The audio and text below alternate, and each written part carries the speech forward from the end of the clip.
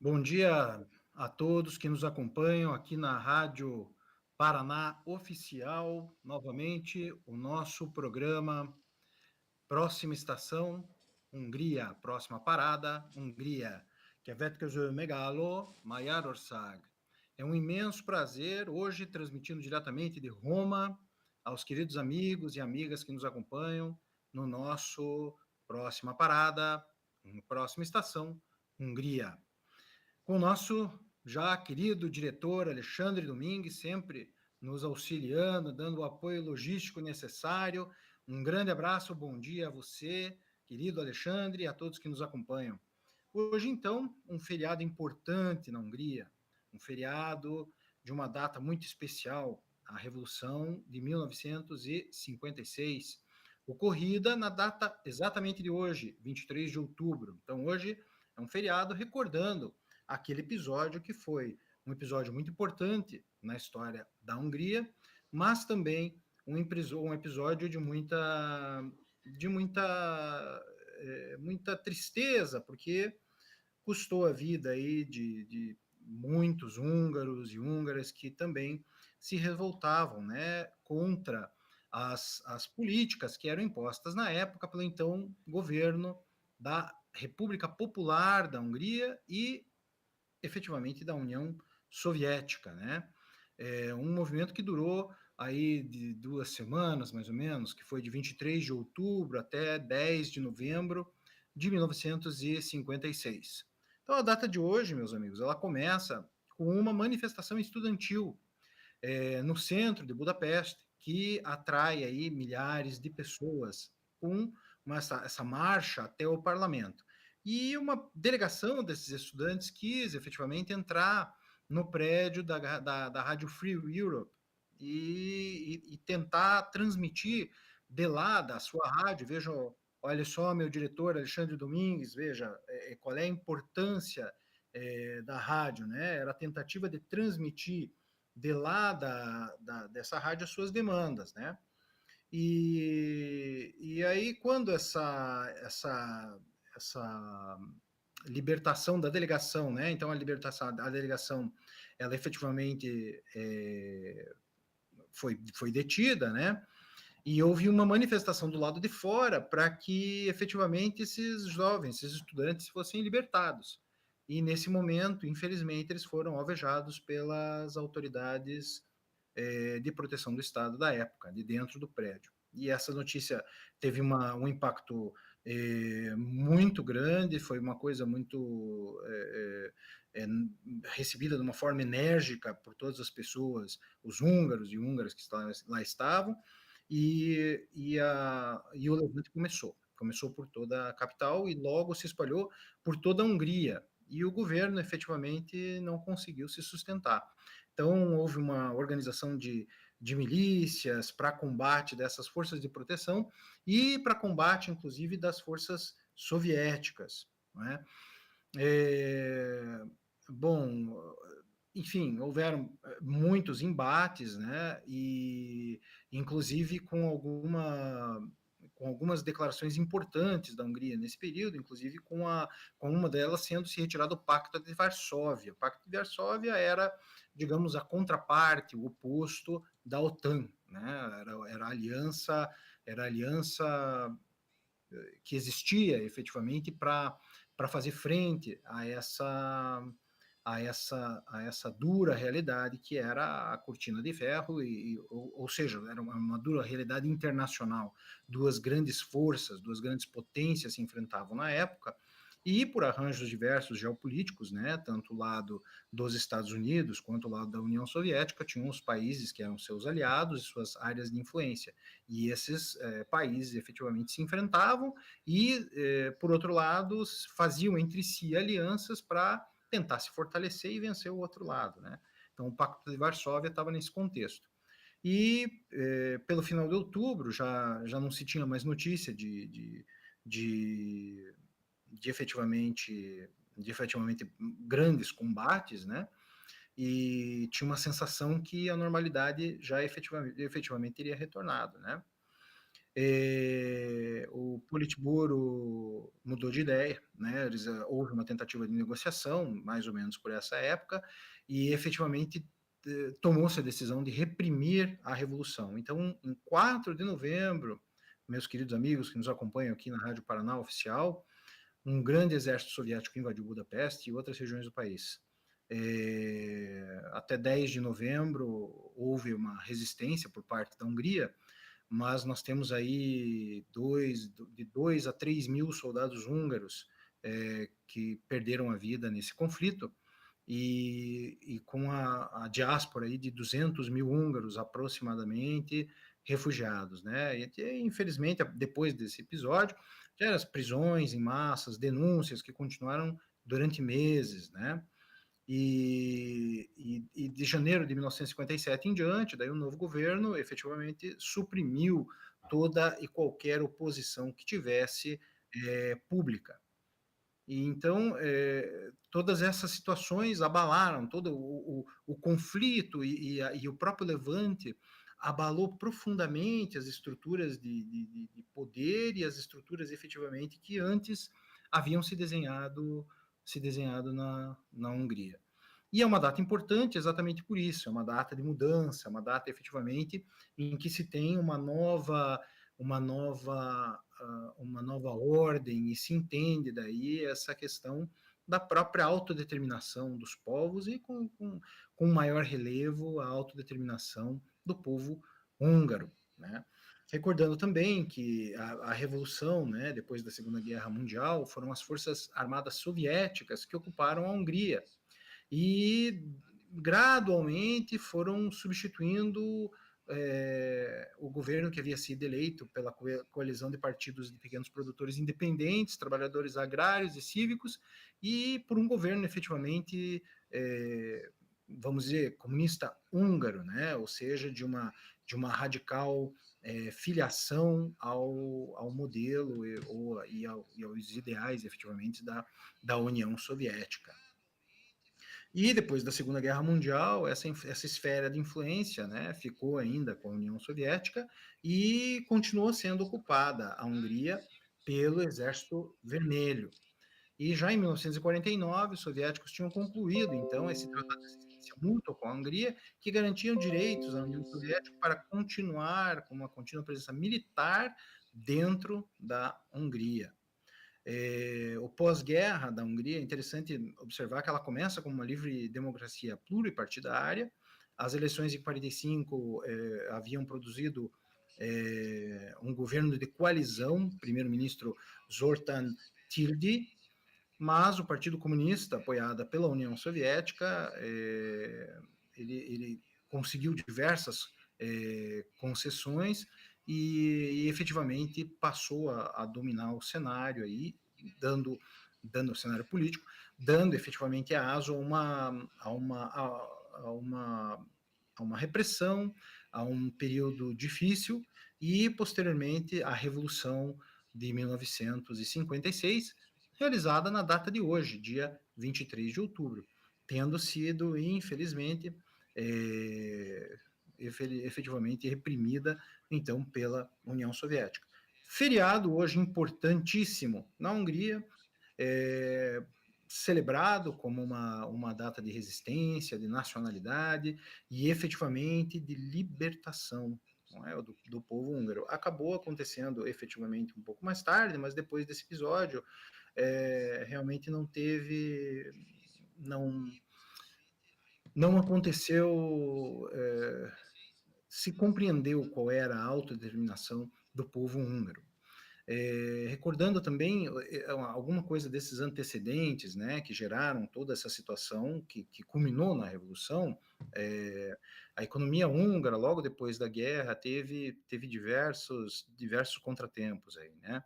Inclusive o pagamento de reparações de guerra de mais ou menos 300 milhões de dólares à União Soviética, Tchecoslováquia e Iugoslávia, e ainda tendo que apoiar o esforço de tropas soviéticas. E isso, pelo Banco Nacional Húngaro, em 46, uma estimativa que houve, é que você tinha entre 19% e 22% das receitas nacionais anuais dedicadas ao pagamento dessas reparações e desses apoios, né? Então, foi uma situação muito complicada, mas que culmina na Revolução de 56, e aí sim uma autodeterminação e efetivamente uma mensagem muito clara do que desejava naquele momento histórico difícil, o povo húngaro. Então, a vocês, amigos e amigas que nos acompanham, se pode compreender, então, que hoje é uma data muito importante, é uma data equivalente, vamos dizer aí, a um 15 de novembro, a um 7 de setembro, em termos de nacionalidade, em termos do Brasil, né? Em termos de nacionalidade, em termos de reconhecimento da pátria e efetivamente de bom de bons desejos das pessoas aos seus futuros, à direção que pretendem tomar. E na realidade, uma situação hoje que se comemora, muitos dos que nos acompanham, já devem ter visto a bandeira da Hungria com um círculo no meio, como se tivesse sido tirado com uma tesoura o símbolo que existia no meio, né? A bandeira húngara, com um buraco no meio.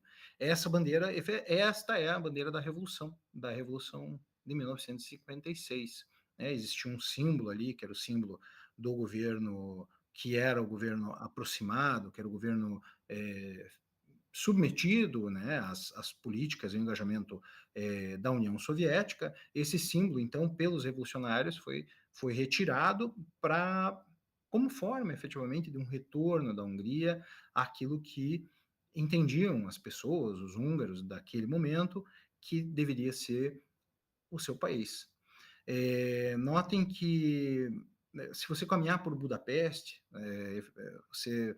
você pode ir na frente do parlamento, em alguns lugares que são muito celebrados, né, e são bem turísticos, e você pode constatar, ali você vai poder observar algumas marcas da Revolução de 56, outras, inclusive, dos combates na Segunda Guerra, ainda presentes nos monumentos, nas fachadas das casas, e muitos desses locais também com indicações precisas das pessoas que vieram a perder sua vida ali.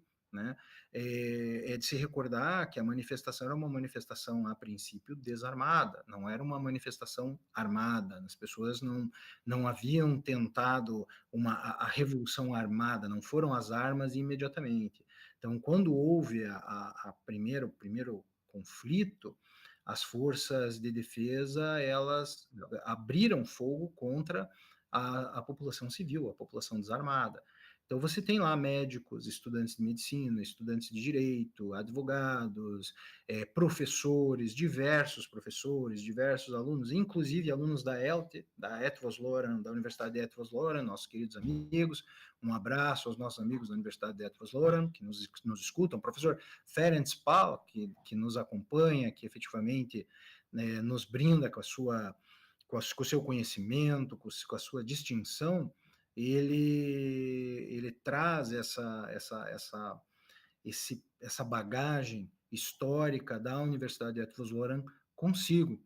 Essas pessoas, então, se você for aos locais, né, principalmente em frente ao parlamento, ou em locais turísticos também, ou se você, até no livro do Daniel Pál, doutor Daniel Pál, que a gente costuma ler ao final das nossas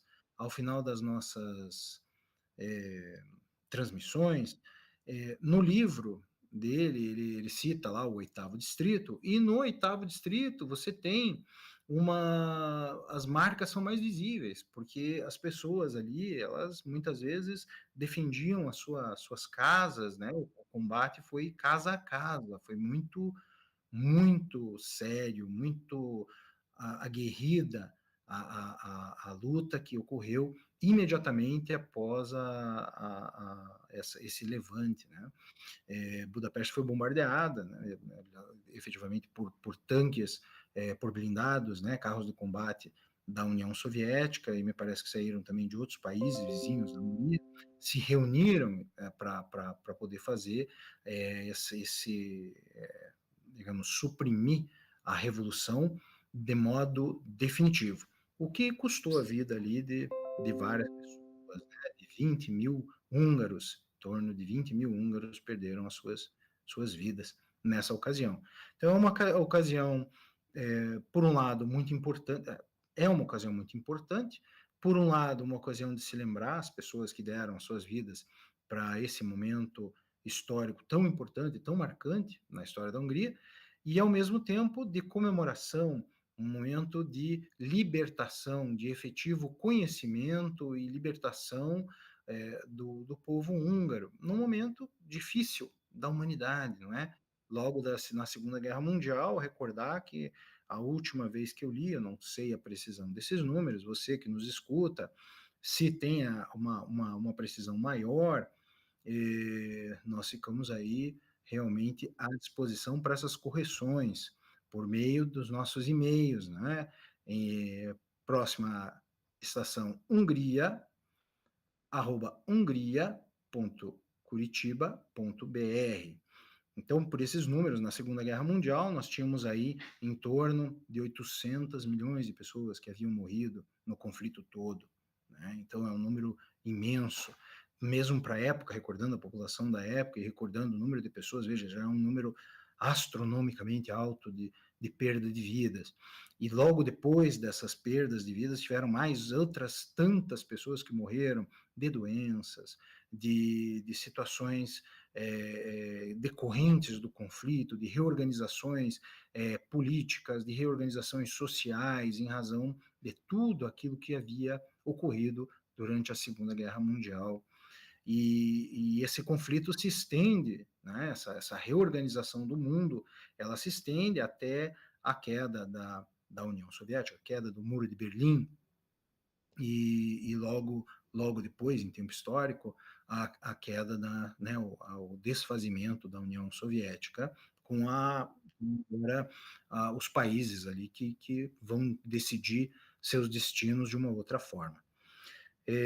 Então fica essa dica, essa pequena revisão, não vou dizer nem revisão histórica aos amigos que nos acompanham, nem isso, mas essa lembrança e de um modo muito raso, de uma maneira muito pouco histórica, mas muito mais para festejar a memória dessas pessoas e a data muito especial nacional, é que nós falamos hoje um pouquinho sobre essa questão da Revolução de 1956, ocorrida no dia 23 de outubro, e que efetivamente se encerra, se dá por encerrada já no dia 10 de novembro, com os combates e com a supressão aí do levante, mas a mensagem ficou.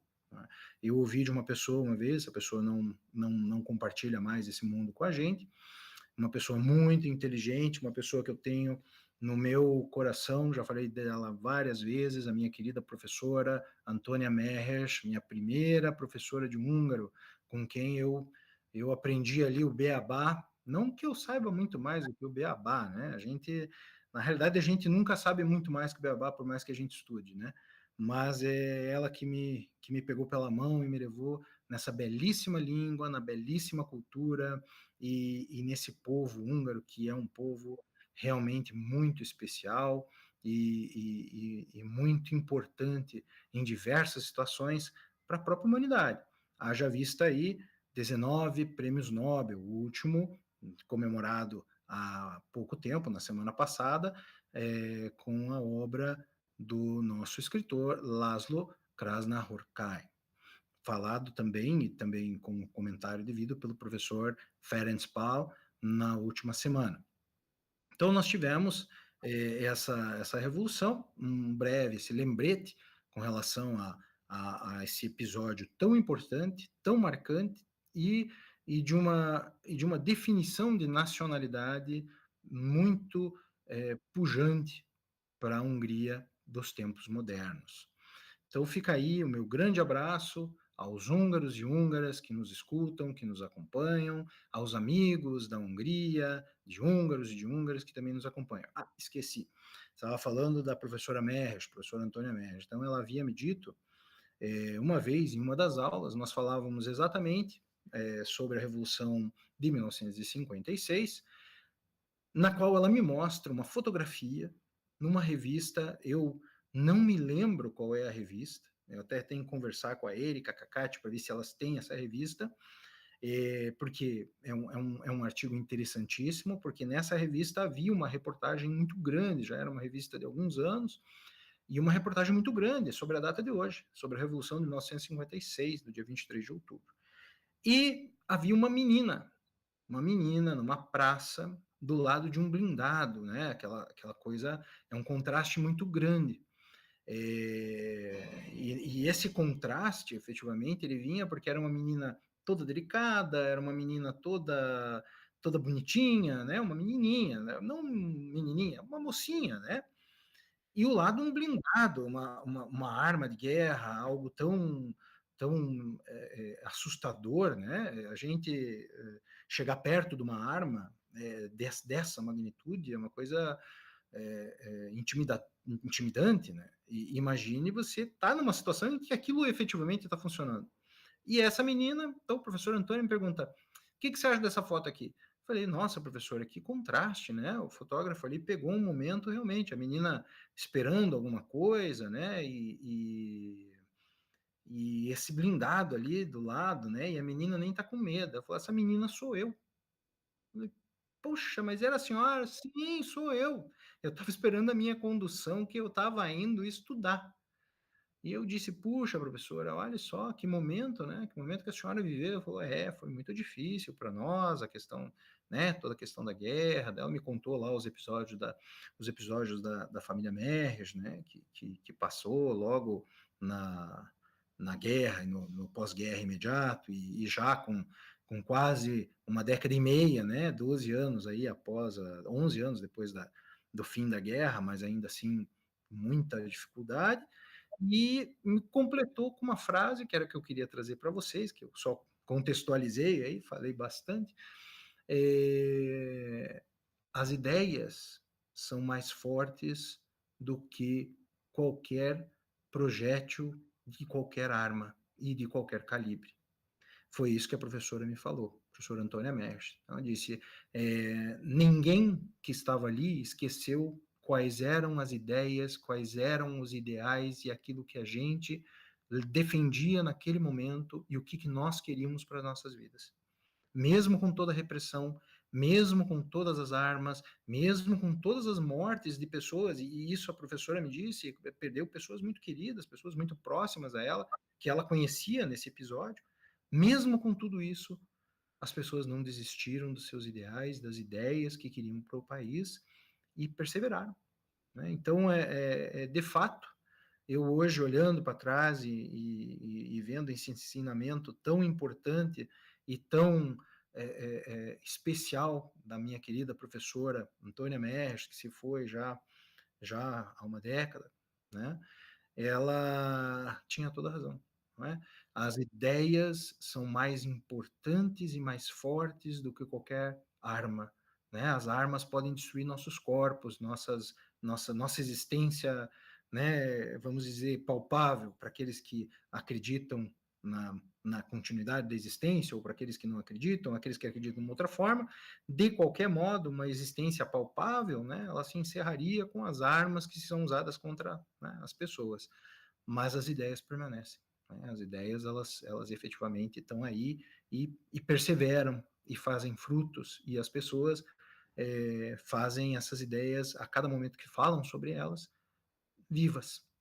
E essa digamos, acho que um legado muito importante dos professores, né? Cumprimentando a todos os professores também que nos acompanham. Dia dos professores, a semana passada também, semana que passou, após o nosso programa.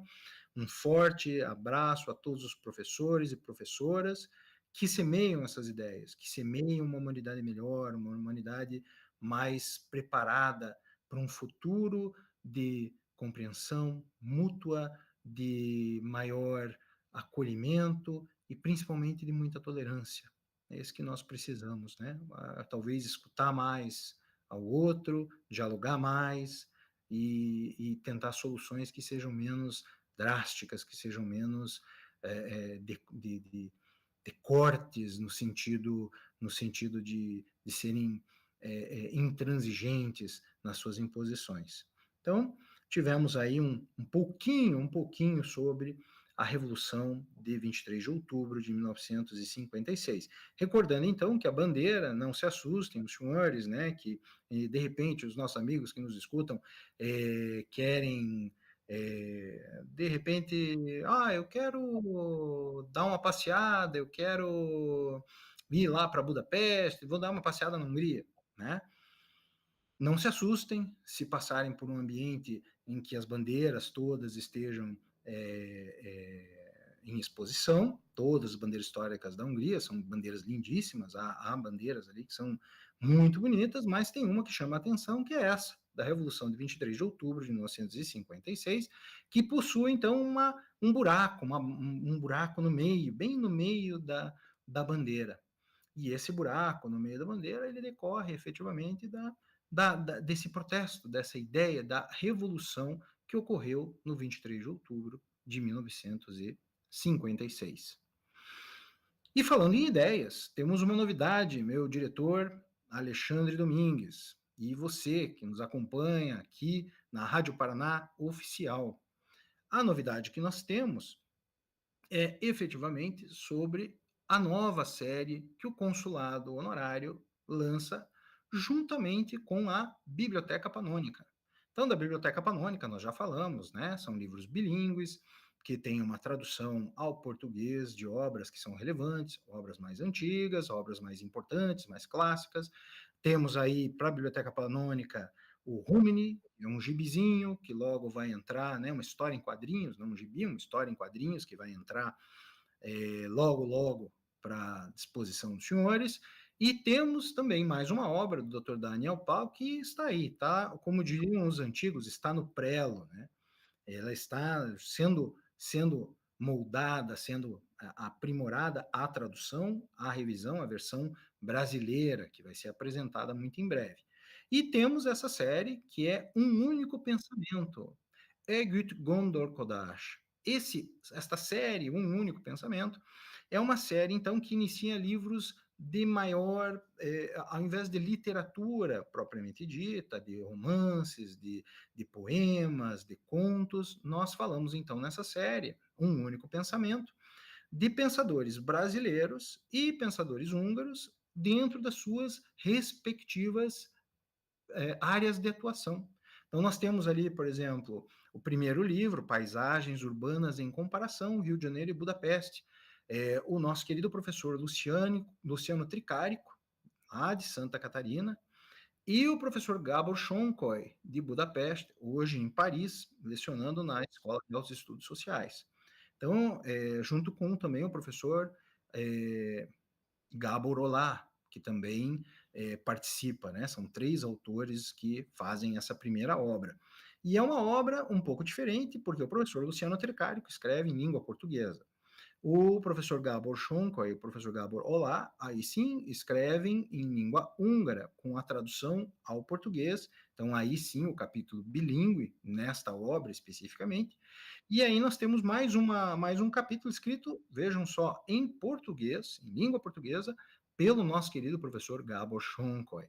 Então, esta obra, Paisagens Urbanas em Comparação, esta obra já está disponível para ser baixada pelos nossos amigos e amigas gratuitamente no sítio eletrônico, no site, né? Olha aí, ó, já ia levar outro puxão de orelha do nosso querido diretor Alexandre Domingues, vai falar, Marco, aqui é sítio, não tem sítio não, é site. Então é site. Doutor, o sítio é o site. Isso, é o sítio eletrônico. O povo fala sítio eletrônico, né? Mas é bom falar site, né? Porque daí, em húngaro, honlap, né? Honlap. Então, o site é www.hungria.curitiba.br. E lá você tem literatura. Então você tem os livros ali, Biblioteca Panônica e a Biblioteca Um Único Pensamento, lançada agora com exclusividade, né? Essa é a primeira versão pública dessa série que nós estamos falando. A série Um Único Pensamento, Egut Gondor Kodash. Por que um único pensamento? Porque nós temos pensadores húngaros e pensadores brasileiros, teremos obras no direito, teremos obras na arquitetura, teremos obras na medicina, teremos obras na história, na geografia. Esse Paisagens Urbanas é uma viagem interessantíssima, interdisciplinar. Interdisciplinar, é uma viagem que você faz entre história, geografia, arquitetura e principalmente urbanismo. Né? E lá se fala muito sobre o patrimônio cultural, o patrimônio das cidades, com críticas muito interessantes sobre a questão da urbanização. Recordando aos nossos ouvintes que urbanização é algo que nos toca de imediato, não é? Porque falamos hoje o programa nós estamos falando sobre ideias elevadíssimas, né? Falamos sobre a Revolução Húngara de 1956, 23 de outubro, e agora sobre a série Um Único Pensamento. Essa série, então, ela trata o primeiro livro dessa série, Paisagens Urbanas em Comparação, trata, então, não quero dar spoiler, porque nós teremos em breve os autores falando sobre a obra aqui no nosso próxima parada, próxima estação, Hungria. E nós teremos, então, esses dois autores, o professor Gábor Sonkoy e o professor Luciano Tricarico, falando sobre a obra, mas dando já, fazendo um merchan, né, Alexandre? Não é merchan porque é gratuito, e eu gostaria que o maior número dos nossos amigos pudesse baixar e ler a obra, que é interessante, porque trata efetivamente da questão de urbanização. E urbanização, o que acontece nas cidades, é algo muito importante, porque nos toca imediatamente. Tivemos aqui, recentemente, aqui em Roma, um decreto do governo, da senhora ministra Meloni, sobre a possibilidade do governo municipal, da gestão municipal de Roma, legiferar em algumas matérias que outras cidades não podem. Então, aí, mais uma inovação vinda da Itália, em termos de legislação, de gestão pública, né? E, claro, com impacto imediato aí na vida de milhares de pessoas que vivem aqui em Roma e que também pretendam vir ou a trabalho ou visitar aqui a cidade. E não é mais diferente a questão do livro Paisagens Urbanas em Comparação, que trata muitas vezes dos caminhos que foram levados, né, à urbanização, os processos de urbanização de Budapeste. Budapeste sofre, como toda cidade europeia, como toda cidade brasileira, inclusive o Rio de Janeiro, sofre um processo de urbanização muito grande no início do século XX, final do século XIX, início do século XX, depois sofre outra transformação, né, ainda no século XX, Brasília, né, a urbanização de Brasília, essas ideias, então todas essas ideias parecem muito, pelo menos para mim, dentro do meu pouco saber, né, que é bem grande, o meu pouco saber, o que eu sei muito pouco, eu sei muita coisa muito pouco, né? Então, me parece ser uma ideia, me parecia ser puxa, mas isso é uma coisa mais para arquitetura, né? Isso são coisas que as pessoas vão ver lá nas suas faculdades, né, para remodelar os espaços urbanos, para poder fazer, mas não, ela trata da existência das pessoas, né, esses processos de tratamento da cidade, trata o modo, lida com o modo como as pessoas vão conviver, como a pessoa vai fazer a sua marca no espaço, né, o nosso tempo. Para aqueles que gostam desses temas, que são temas um pouco mais, me permitam usar aí uma palavra, filosóficos, né? Efetivamente são temas mais que lidam da forma como nós marcamos o tempo em que nós vivemos, no lugar em que nós vivemos. E esse é o legado que nós deixamos, né? Então, nas cidades europeias, Budapeste não é diferente, você passeia pela cidade, você observa a cidade, e aí você consegue ver a marca que aquelas pessoas, naquele momento especial, deixaram para a cidade. Então, você tem ali a época do Gulbaba, que era um soberano do Império Otomano que domina ali, né, a Hungria, né, e deixa as suas impressões, deixa o seu legado. Aí você tem a grande reurbanização de Budapeste, ocorrida já no século XIX. Ouvi dizer aí, o pessoal, Budapeste rivalizava nessa época com Viena. Viena, em húngaro, Pécs, né? Pécs.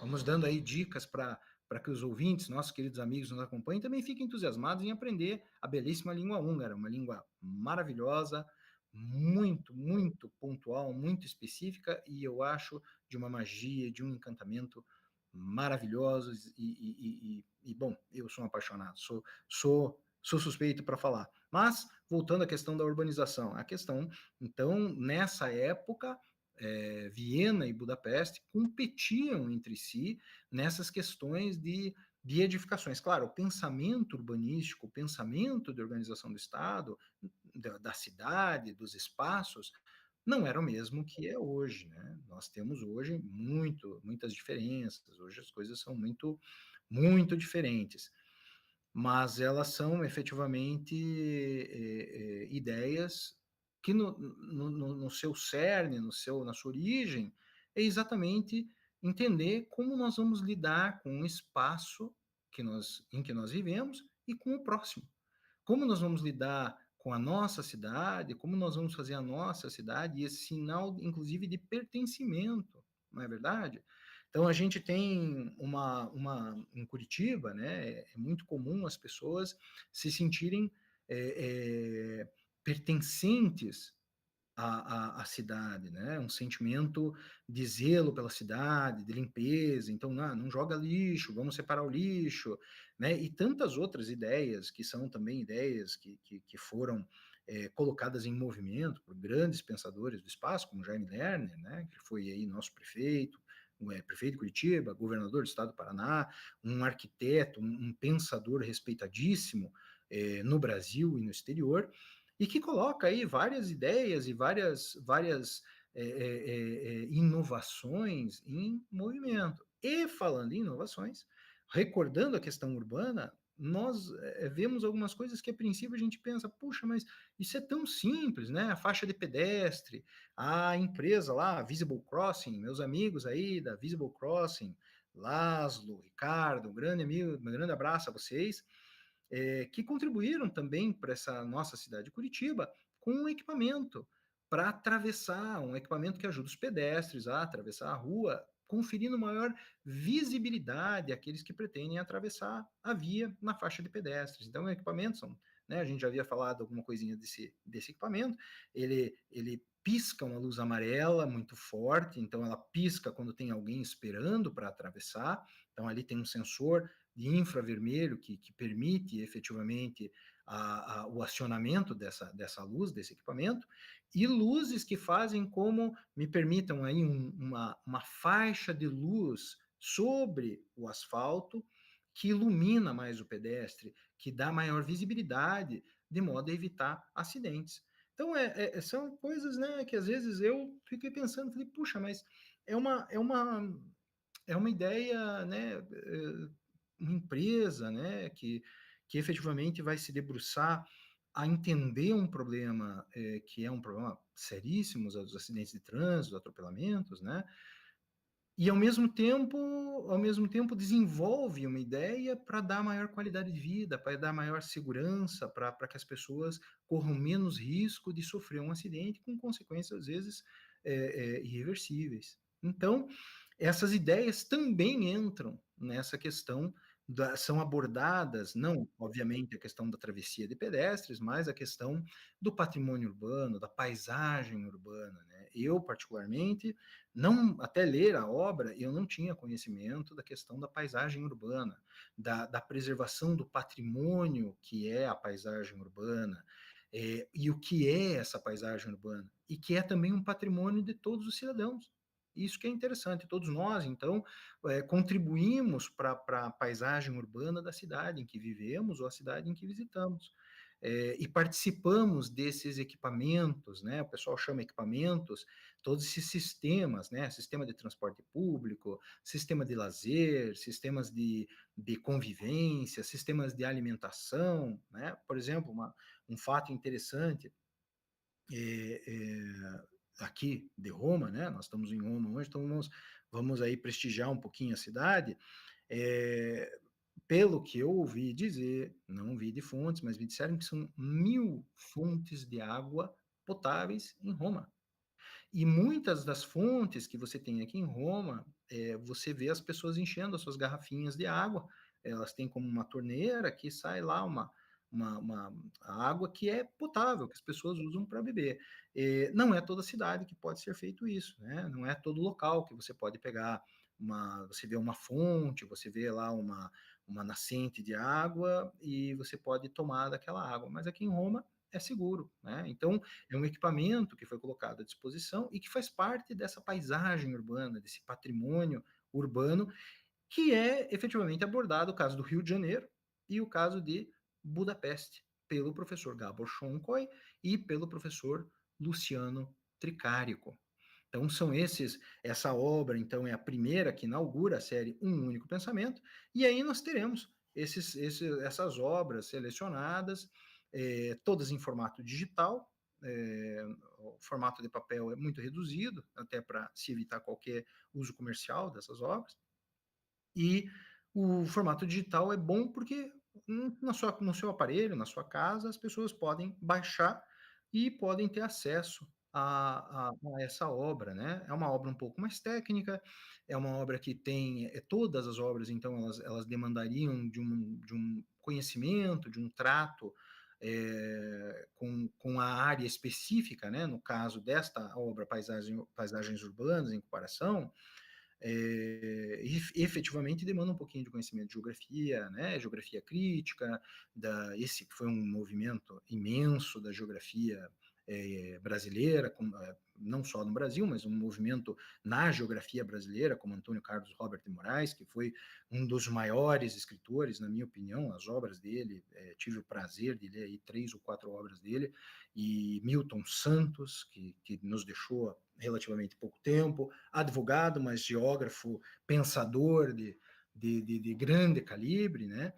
E tantos outros aí que contribuíram para a geografia crítica, para essa nova geografia que se desenha, então, a partir lá de metade dos anos 80 e em sequência, né? Então, nós temos essas obras aí que são decorrentes desse movimento.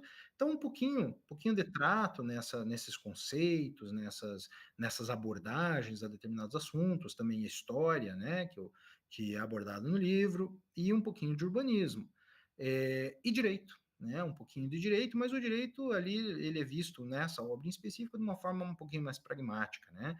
Não há nenhuma análise jurídica profunda, nada nesse sentido. Então, eu recomendaria muito e gostaria imensamente do Prestígio dos Amigos, mesmo porque, se nós já tivermos aí uma leitura prévia, quem sabe, né, meu diretor, quando tivermos aí o nosso professor Luciano Tricarico e o professor Gábor Sonkoy aqui no nosso programa, próxima estação Hungria, nós teremos aí o nosso debate já sobre a obra, e já até com alguns ouvintes aí que possam nos brindar aí com suas opiniões e com sua leitura dessa nova série. Então, agora nós temos 2 séries. A Biblioteca Panônica, que ela é literária, né? É uma biblioteca voltada às obras de poesia, de contos, de crônicas, agora o Homini, né, que nós pretendemos, se tudo correr como gostaríamos que corresse, agora mesmo em fins de 2025, ou no máximo início de 2026, teremos aí a nossa obra Homini publicada e disponível aos nossos leitores, aos nossos amigos e amigas. E aí com o público infantil, uma ideia do professor Férez que me surpreendeu, né? Me surpreendeu muito positivamente, fiquei muito feliz, falei, puxa, que ideia, não havia pensado que a gente poderia também brindar aí os nossos amigos, os nossos amigos e amigas que são aí leitores de 12, 13, 11, 10 anos, que já são alfabetizados e gostam de fazer uma leitura. Deixo também aqui o meu beijo à minha querida Giovana Rolim de Moura, minha querida Giovana, que gosta de ler, gosta do Cubo Mágico, participa de Olimpíada do Cubo Mágico. Eu apanho dessa molecada, Alexandre, porque eu não sei nem girar, nem a primeira girada eu sei fazer do bendito Cubo Mágico, que foi um húngaro que criou. E também ao meu assíduo amigo e assíduo ouvinte e amigo Roland Lopes Bueno, que me escuta lá de Poços de Caldas. Um abraço ao pessoal de Poços de Caldas, Minas Gerais. E aos nossos amigos Roberto e Vanessa de Avaré, que também nos escutam lá no interior de São Paulo, os amigos de São José do Rio Preto, a Giovana, que me escuta aí no interior de São José do Rio Preto, da cidade de Cedral. Um grande abraço a todos vocês, meus amigos e amigas que nos acompanham. Se esqueço de nominar alguém, é difícil, mas se sintam abraçados, se sintam sempre recebidos com muito carinho aqui no nossa transmissão, que é um imenso prazer para todos nós ter a presença dos amigos e a contribuição.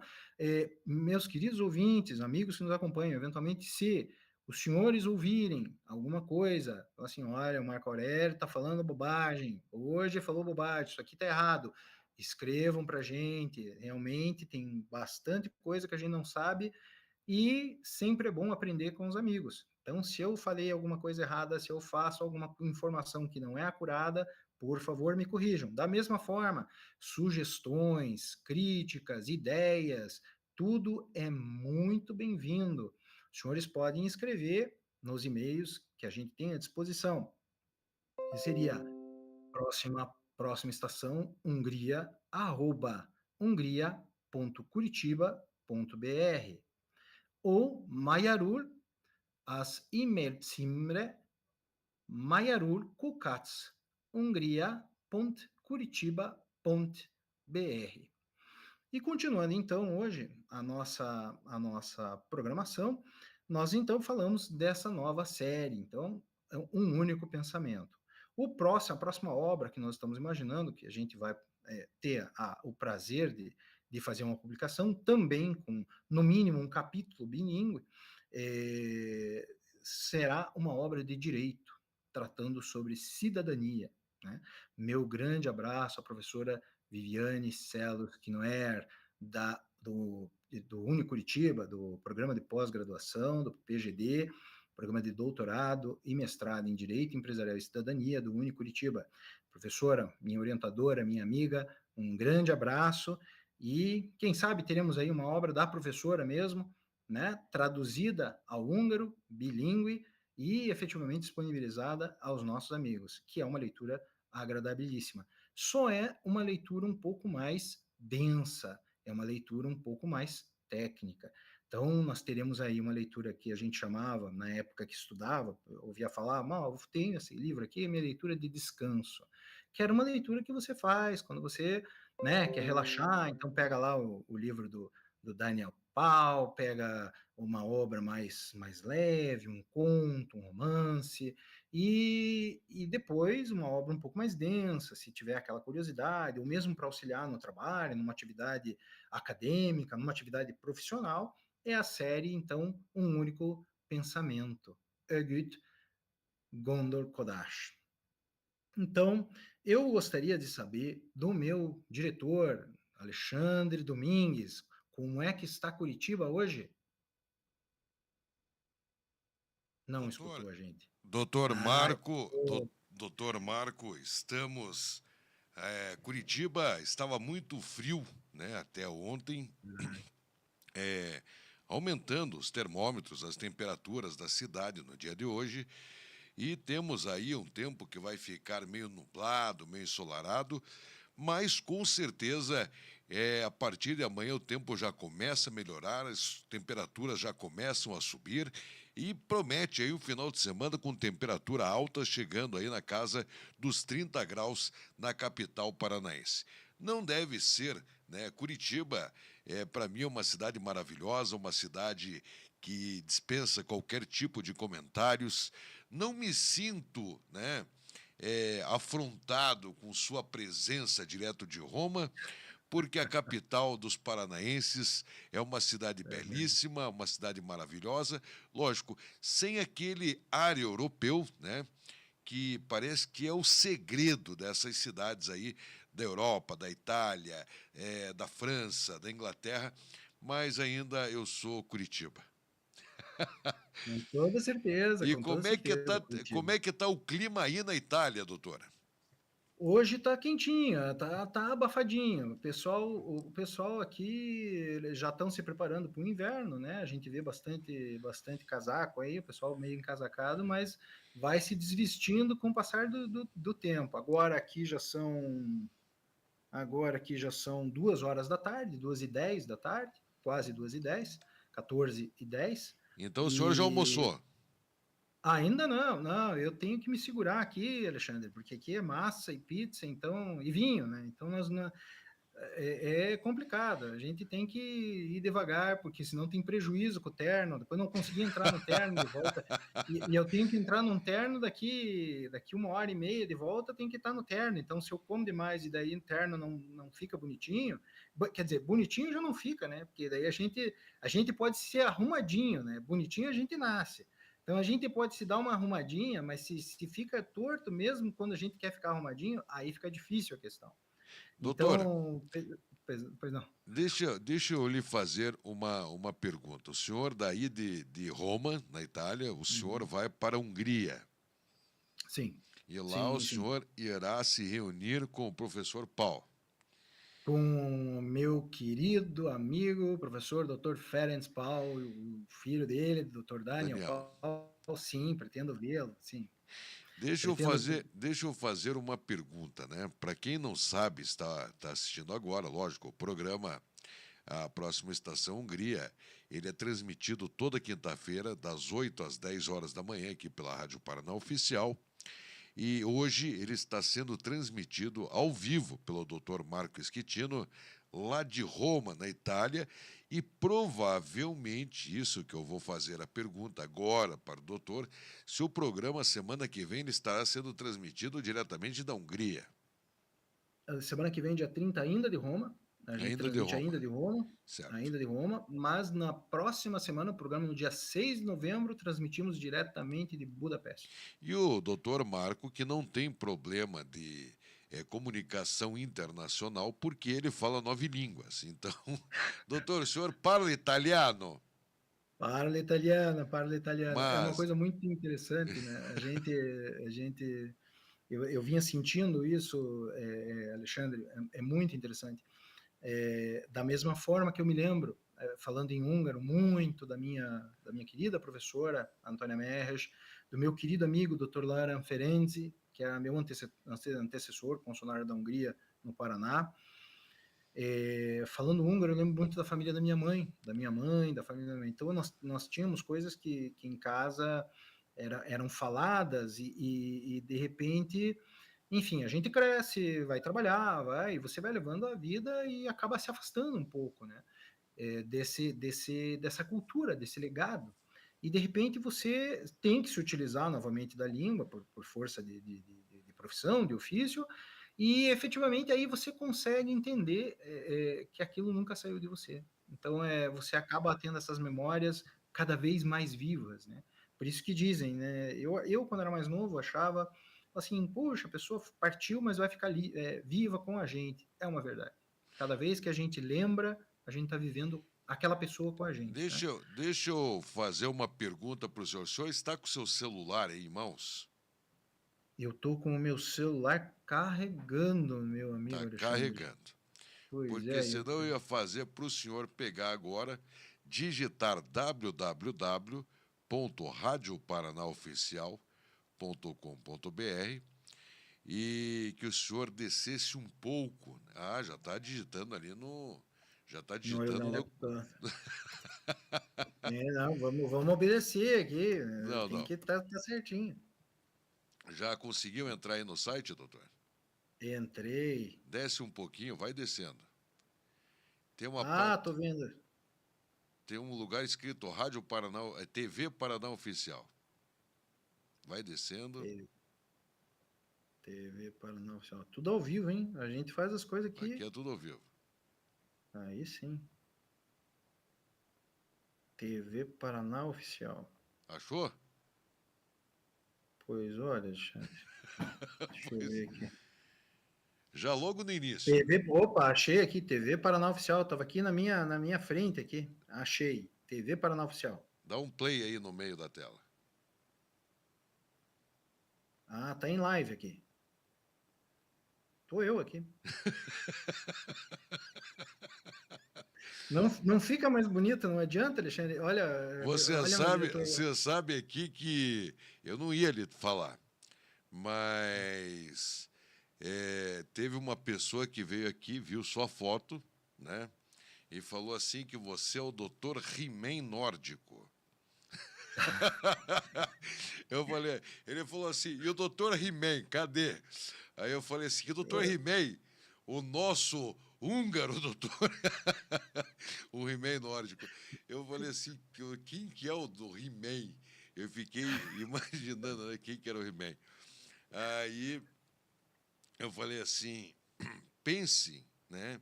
Eles falaram assim, não, que o cabelo dele é cabelo de pianista. Mas eu falei assim, Dia. ele é pianista, né? Ele é pianista. Mas e ficou aqui nos corredores da rádio aqui o nosso He-Man, o nosso Dr. He-Man. Olha, eu vou dizer para você, Alexandre, acho que eu sei até quem que fez o comentário, mas eu Faz uma aposta. não é aquele senhor bem engraçado que eu gosto demais aí, que conheci recentemente, tive a honra de conhecer recentemente, será? Não, é o Alborguete. É ele mesmo. O Alborguete. O Alborguete, O sim, Alborguete. sim, sim. Sim, sim. Eu senti o dia que estava com a nossa cônsul geral, né? Porque ele chegou para mim e falou assim: escute, lá no consulado não dá para pedir passagem de ônibus para a Hungria? Eu disse, eu falei, olha, eu acho que é difícil a gente providenciar um ônibus para você chegar na Hungria, mas de repente aí, acho que lá no consulado de São Paulo vai. Estamos brincando, gente. Não se dá passagem de ônibus para a Hungria, nenhum consulado, né? É que era uma praxe antigamente, né? Isso eu imagino, né, Alexandre? Você pode confirmar melhor para mim. Era uma praxe antigamente, esses programas de rádio, auxiliarem a população mais carente com algumas atividades, assim, uma passagem, uma É que o alimentação, não? assistencialismo, né, doutor? O assistencialismo, Hum, ele fazia parte e sempre fez parte de uma política aqui no nosso Brasil, né? Então as pessoas uhum, acabavam se elegendo através de uma ajuda de óculos, cadeira de rodas, uma cesta básica, até uhum, uma passagem de ônibus para você ir para outra cidade do estado.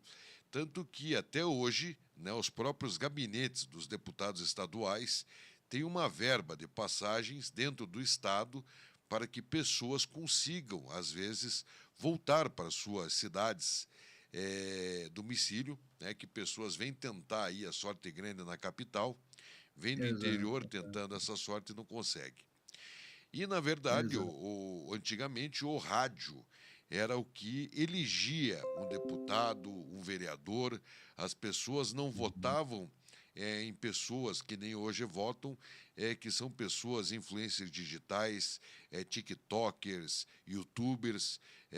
Você votava, os uhum, nossos influenciadores na época eram os radialistas, eles que influenciavam as nossas vidas pela manhã, né? Eles que a gente olhava, né, e falava assim, eu sei porque, como eu estou no rádio há mais de 3 décadas, né?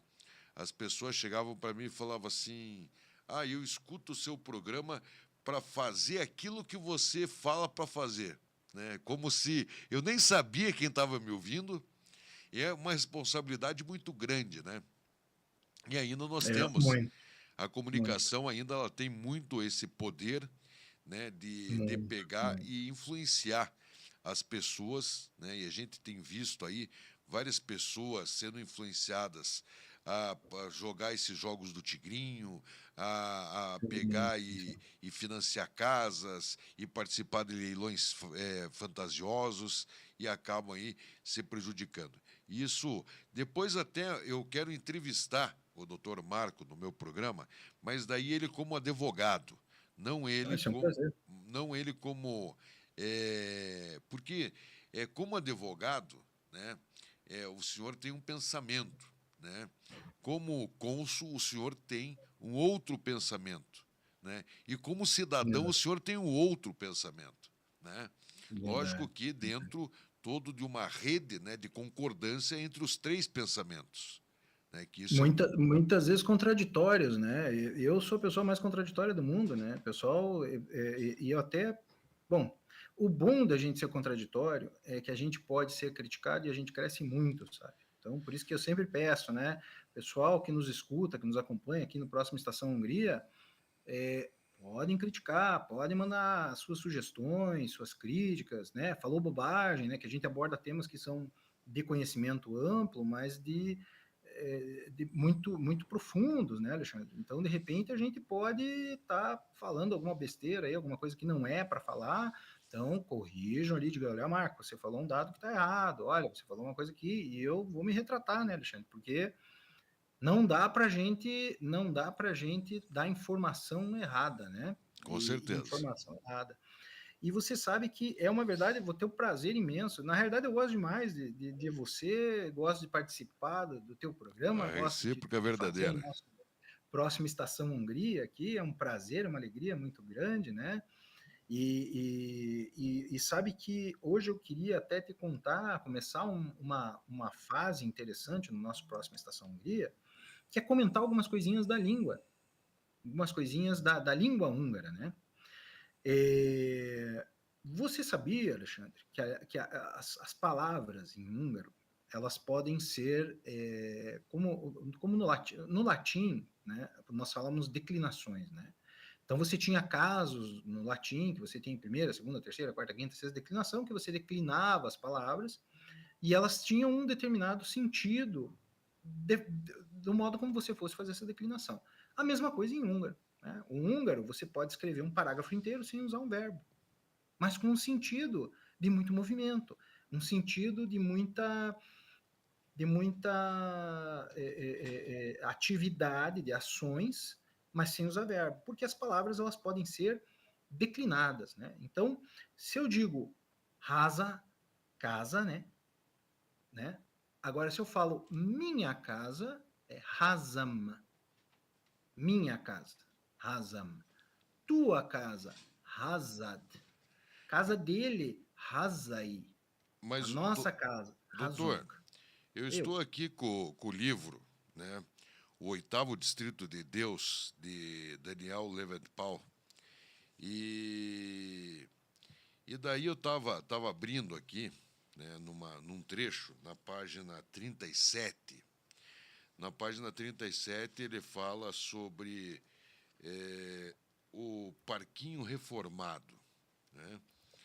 E daí eu estava lendo, ontem até eu estava lendo esta página, onde eu Uhum. estava vendo qual era a diferença, porque agora como eu tenho que estudar, né, não o húngaro, porque dificilmente eu vou falar tão rapidamente essa língua, né? Mas eu Não, tenho que mas estudar a aprende. forma de leitura, né? Da forma da tradução, porque a tradução o que acontece, né? Ali fala em húngaro, né? Engraçado, né? Em húngaro ali, atimekek masik omotazobá. Né? Posso passar para outra caixa de areia. É, mas quando é uma frase ela inteira, você consegue ver um sentido nessa frase, né? Aí quando você começa a ler, ó, o jovem pai está sentado na beira de uma caixa de areia. A seu lado, o filho constrói um castelo de areia com grande dedicação. Logo se Uhum. cansa, agacha-se ao lado do pai. Aí eu não entendo ali, agacha-se ao lado do pai, dois pontos. Né? Se fosse em português, nós não colocaríamos dois pontos, né? Essa é uma questão interessante, porque nós temos aí uma utilização dos sinais, né, em húngaro bem diferente realmente dos sinais, vamos dizer, que são usados no português, né? Em geral, você pode efetivamente tratar desses dois pontos ou ponto e vírgula sempre como um raciocínio em língua portuguesa, né? Então, quando você pretende dar um raciocínio, quando você pretende iniciar um raciocínio, uma explicação, uma oração causal, os dois pontos são usados. Em húngaro já é um pouquinho diferente, né? É um pouquinho diferente. Nós já temos um pouco mais de é um pouco diferente essa pontuação. E veja, meu querido O Alexandre, senhor abriu aí o meu número. querido, O senhor abriu aí o eu 37? na realidade, olha o que eu vou fazer. Eu estou aqui na página hungria.curitiba.br/literatura agora eu vou fazer o download do Oitavo Distrito de Deus Gratuitamente. gratuitamente a todos que querem nos prestigiar com essa leitura. E o livro já está lá, o livro também do professor Tricárico, né? Agora eu vou baixar aqui o livro, Alexandre. Enquanto o senhor está baixando aí, eu vou lhe fazer uma Claro, outra pergunta, né? claro. No próximo parágrafo desse texto, nós temos ali papai. Aí depois da palavra papai, nós temos depois uma exclamação e uma interrogação juntos, né? Então, se você fosse ler o papai, né, como com o ponto de interrogação, né, você iria falar papai. E se você fosse ler o papai com o ponto de interrogação, papai. Então, assim, aí como que você iria pronunciar, você, doutor Marco Schettino, como que o senhor Uhum. iria pronunciar papai e depois um ponto de interrogação e um ponto de exclamação? Espera lá que eu estou chegando aqui na página 37. Posso passar para outra caixa de areia? Exatamente, Alexandre. Olha só. Então nós estamos, papai, No posso ir para segundo outra caixa de areia. parágrafo, no segundo parágrafo, Uhum. Isso em húngaro, né? isso em português. Isso, isso em húngaro. Em húngaro o senhor já brincou comigo, né?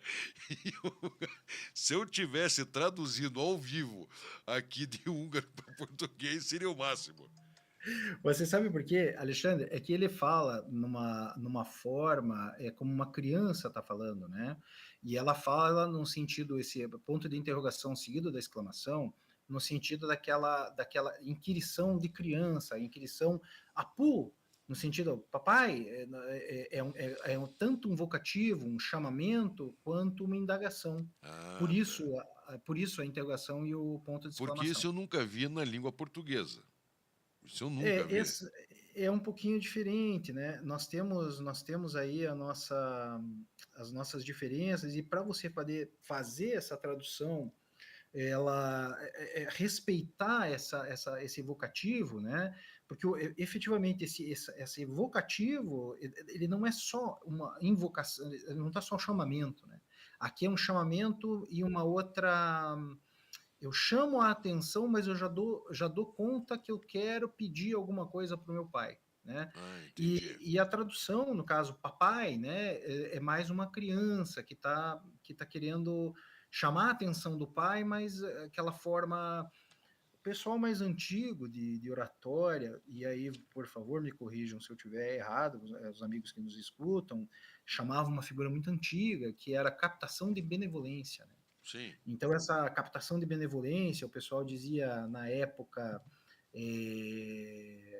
olha só, sinhazinha, criancinha, os diminutivos, né? Essas palavras que são, me permita aí um adjetivo, fofinhas, são todas para captação de benevolência, né? Todas para efetivamente trazer o seu interlocutor para uma ligação emocional com você, né? Então esse ponto de interrogação seguido da exclamação é exatamente essa nesse chamamento, quer dizer, um chamamento mais uma indagação, principalmente aquela coisa meio reverencial, aquela coisa que eu estou chamando, olha, deixa eu passar para outra caixa de areia, deixa eu, né, dentro do contexto da história. Tá certo. Esse é o nosso inteligentíssimo doutor Marques Poxa, Quitino. olha, e o nosso diretor aqui, que achou ali um questionamento que realmente eu não havia percebido. Eu falei, olha, não achei aqui o questionamento É do que, na Alexandre. verdade, doutor, eu vou falar o seguinte, né? É que como eu leio muito texto para gravação de áudios, o pessoal me manda muito texto, então o pessoal exige demais, né? Por exemplo, como eu li ultimamente, fizeram para mim para eu fazer uma regravação, tipo aquela que o Cid Moreira fez da Bíblia, né? Olha que chique, mas também E com essa voz de locutor aí, olha, eu te escutando aqui de Roma, eu já fico emocionado. Imagine aí do teu lado, das quintas-feiras aí. É um prazer muito grande, viu? Com todo respeito aí aos nossos ouvintes, mas é uma alegria muito grande aí, né?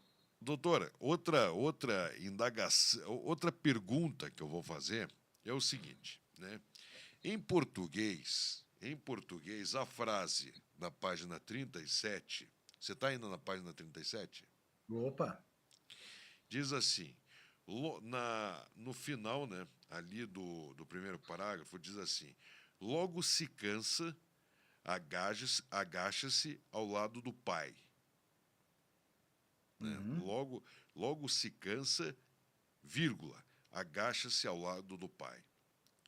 Em uhum, português, muitas pessoas escreveriam da seguinte forma: logo se cansa e agacha-se ao lado do pai, porque é um segundo ato, né? uhum.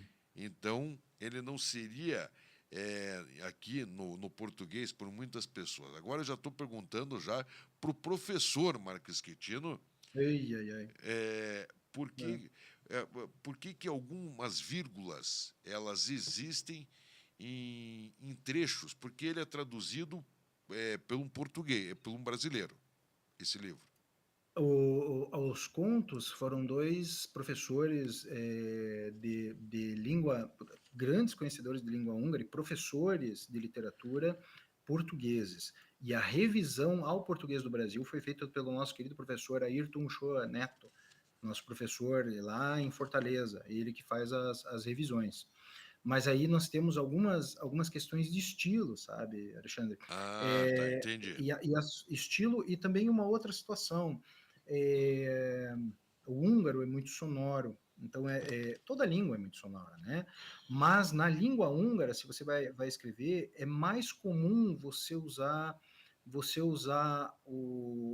a vírgula para esse tipo de situação, né? Ao invés de você cansou-se e logo abaixou, seria uma versão mais português brasileira e português de Portugal também, imagino, sabe? Uhum. Mas no húngaro a vírgula ela funciona porque muitas vezes você tem a palavra es. E em húngaro ela tem o som de es, Entendi, né? Es. Mas em algumas obras você vê só o s, entendi. só o s. E essas palavras, né? Isso agora eu não sou linguista, não entendo, então, mas eu vou dar uma admitido. Essas palavras que elas são representadas somente por uma consoante, muitas vezes a importância delas, sob o ponto de vista estilístico, sob o ponto de vista da boa, do bem falar, da norma culta, ela é menor do que outras palavras. Então, é de bom tom que a vírgula substitua. Né? Como nós temos a frase aqui no português do Brasil, é muito comum nós dizermos te amo, né? Certo. Me dê o livro, né? Nós iniciarmos com o pronome oblíquo átono. Mas num português mais antigo, um português aí de alguns séculos atrás, novamente, se eu estiver falando bobagem, os ouvintes, por favor, me perdoem e podem me criticar e eu vou me corrigir aqui. Mas eu já vi textos como uma cantiga do século XIV, se eu não me engano, em que ele fala, Senhor, perdoe-nos os nossos pecados, mas ele não usa vogais nos pronomes oblíquos átonos. Então, os pronomes oblíquos são todos tratados somente com as consoantes. Então, perdoa-nos os pecados, é uma importância muito pequena. Existe, é importante para o contexto da frase, obviamente, nada que existe na língua não se mostra, não é que, não é importante, tudo é importante. mas estilisticamente e sob o ponto de vista da norma mais formal, da norma mais próxima do que é exigido na lei, né? Porque toda língua ela deriva de uma lei. Efetivamente elas não poderiam, nós não poderíamos usar te amo, né? Mas também eu não vou dizer para os ouvintes mais jovens, apaixonados aí, que ouvirem, né, as moças, os rapazes, ouvirem dos seus companheiros, companheiras, dizendo, amor, eu te amo, né? Não, tá errado, amor. Amor, amo-te. Em Portugal se fala assim, amo-te, né? Isso é muito comum. E tanto fica amo-te, né? Uma coisa raspada, né? Mas o português do Brasil tem uma outra característica, uma outra marca, uma outra história. Eu já ouvi várias histórias para justificarem essas diferenças, algumas convencem mais, outras convencem menos. Não sou um estudioso do tema, né? Formalmente gosto do tema, mas não sou estudioso, mas não vamos corrigir, né, os nossos amados e as nossas amadas, mesmo porque uma correção, dependendo do temperamento do amado ou da amada, pode Vai dar resultar em confusão. retaliações, né? Então a gente prefere, vamos continuar com te amo, e mesmo porque é uma forma muito linda, né? É muito bonito. O nosso português do Brasil tem formas que são nossas. E segundo dizem, 80% dos lusoparlantes, dos parlantes de língua, dos falantes de língua portuguesa, está no Brasil. Então, nada mais justo que, da mesma forma que as paisagens urbanas, que o tratamento do equipamento urbano, das cidades, nós contribuímos como cidadãos, também a língua seja um pedacinho dessa contribuição de todos nós, não é, Alexandre? Doutor Marco, o que hoje... Eu vi aqui um texto para nós lermos hoje, né? Eu já estou metido, eu já estou escolhendo o texto. Mas faz muito bem, é isso mesmo. E os ouvintes em casa, olha, fiquem à vontade. Me permita só, Alexandre, repetir aqui, então. É possível entrar, então, hungria.curitiba.br/literatura. Você vai lá, hungria.curitiba.br, vai lá, Consulado Honorário da Hungria no Paraná. Aí tem lá, Home, Consulado Honorário, Serviços. Em serviços, você tem ali algumas informações sobre visto, cidadania e o último item, literatura. A hora que você chega em literatura, nós temos todas as obras da Biblioteca Panônica e essa obra lindíssima, Paisagens Urbanas Históricas em Comparação, Budapeste e Rio de Janeiro, sobre a qual eu falei hoje. E você me perguntava, meu querido Alexandre, sobre o texto que você achou? Página 133, se chama, em húngaro, se chama Márcios 15, e em português, 15 de março. Ah, da Revolução. É outra revolução que foi importante. Foi importante, é uma data muito importante. Tradução de Ernesto Rodrigues. Um grande professor um grande professor de literatura, estudioso de língua português e de um conhecimento e também de um coração muito muito grande que cedeu graciosamente todos os direitos sobre as traduções para se fazer a Biblioteca Panônica. Deixa eu achar 133, né, Alexandre? É uma história de uma noite. Uma noite que foi marcada por momentos históricos. Não, pera. Daqui a pouco eu já continuo a história da minha vida. Achei aqui, Márcios Tizenöttedik. Por que não é Márcios? É Márcios. Márcios, porque o C em húngaro ele tem esse som de tss, tss, porque o C é Márcios Öttedik, Tizenöttedik. No primeiro ano que nós tivemos aqui comemorando um ano do programa Próxima Estação Hungria, eu estarei falando em húngaro, é o nome do programa, né, doutor? Esperamos que sim. Com toda certeza. Vai ser uma honra, um prazer e uma alegria. Tá certo. Doutora, eu tô ansioso aqui para ler esse texto. Vamos ler, vamos partir para a nossa leitura, então, da semana, que vai ser o um grande prazer ler com meu amigo, com essa voz, ele que é um comunicador nato, um indivíduo aí de um coração enorme, de uma voz maravilhosa e de uma inteligência prodigiosa, meu diretor, Alexandre. Muito obrigado, doutor. faço de suas palavras as minhas, porque me sinto até honrado de ter não um amigo, mas sim um gênio aqui no rádio com a gente. Obrigado. É, doutor, 15 de março, Martius Tüzenettelig. noite de 15 de março. Regresso a casa, botas pisando a neve, laço com cores nacionais sobre o coração. Martius Tüzenettelig'in eyyel hazafele beyazot çizmaban tapoşona havat sivem fölöt kokarda. Uma jovem interpela-me. Megsolit eglein. Triste que tu estás.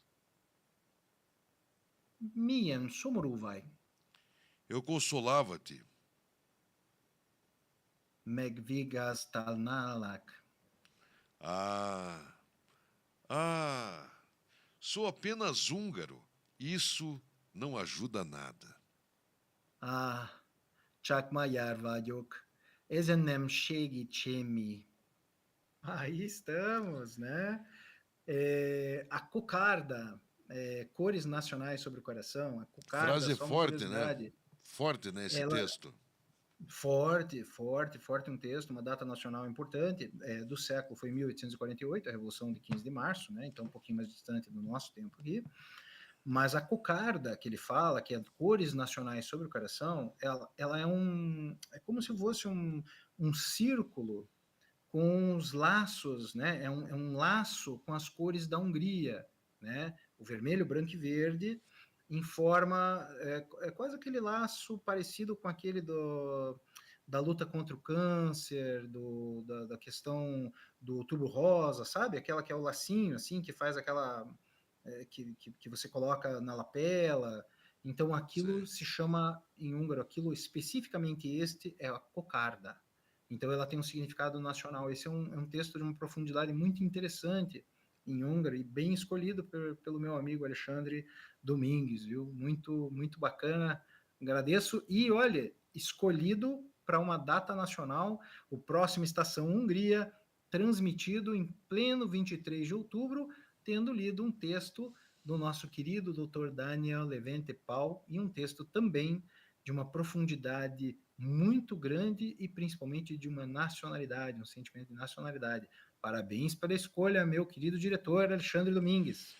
Doutor, nos conte um pouco, né? Já estamos aí caminhando para o Ah, final desse nosso programa, né? Nosso não, seu programa, né? nossa, você é o outro genitor deles, né? O outro genitor, eu sou um, você é o outro.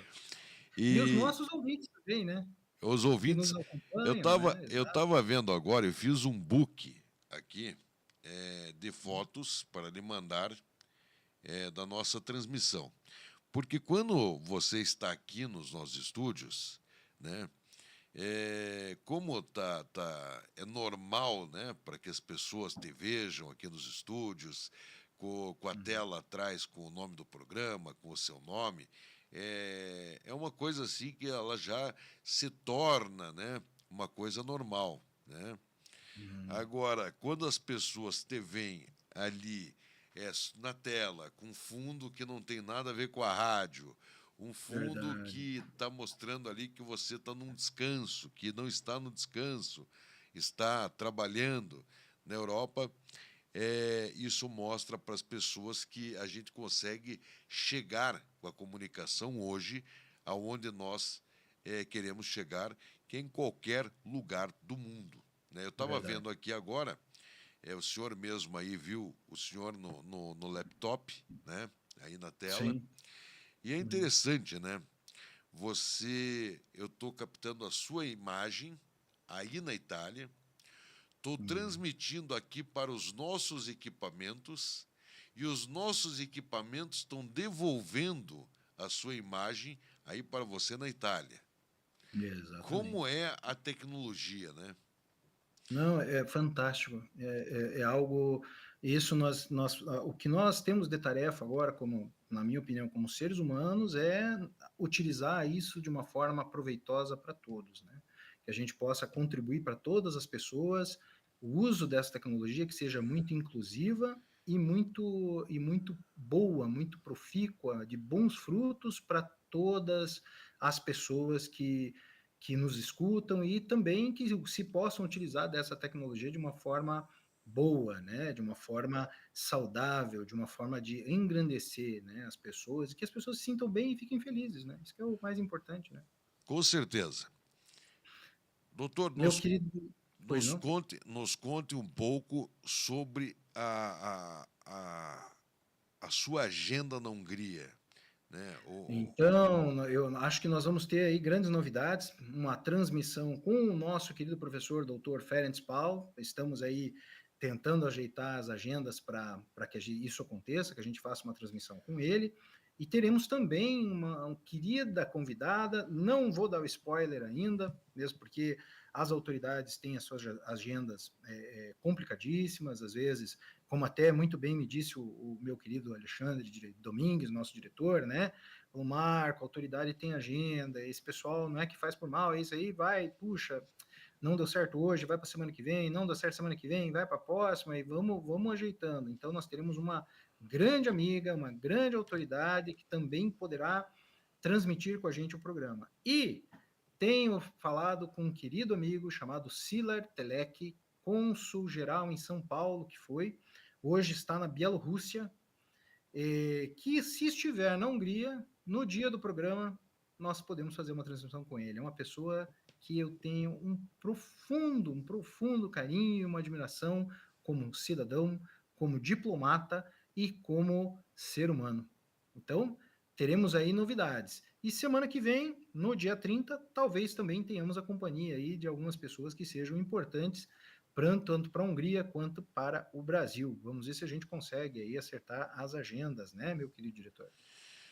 Doutor Marco, estamos à sua disposição aí, o senhor prepara a agenda, nós faremos as transmissões e com certeza transmissões que vão rechear um pouco mais a cultura dos nossos ouvintes que são espalhados pelo mundo inteiro.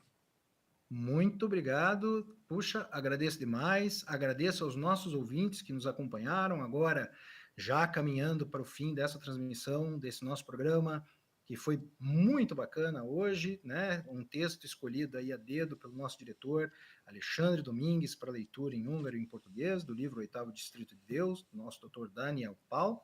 E vendo a minha imagem aqui na TV, meu querido diretor, eu vejo aqui que a idade já começa a fazer seus efeitos, né? Então, precisar fazer uns procedimentos estéticos. Hoje também isso aí está bem evoluído, né? O problema é que eu tenho medo que dói.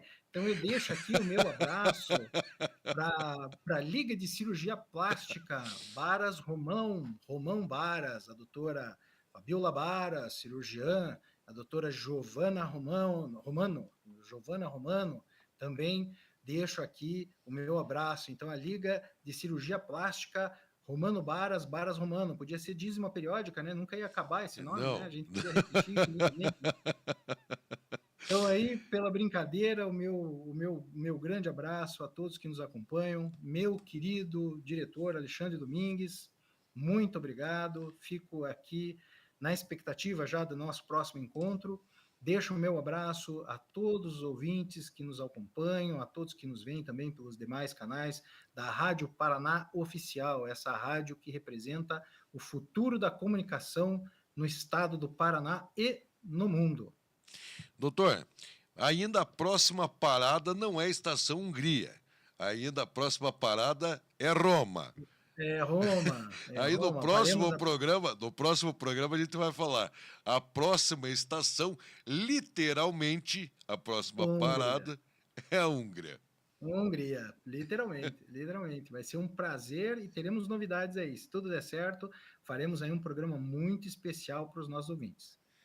Doutor, muito obrigado aí pela sua participação, muito Eu que obrigado pela agradeço. apresentação, é sempre muito importante para a cultura, né? As pessoas muitas vezes querem conhecer outros lugares do mundo, as pessoas procuram outros lugares para morar, e é muito importante, né, falar da Hungria, né, da forma que o senhor fala, que fala com tanto amor e carinho por este país maravilhoso, que com certeza as pessoas que forem até a Hungria, conseguirem viajar até a Hungria, não irão Sim, se arrepender.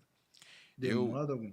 e para o senhor uma ótima e maravilhosa estadia aí em Roma, na Itália, né? Muito obrigado, agradeço demais ao meu querido amigo e vamos conversando até o próximo Estação Hungria.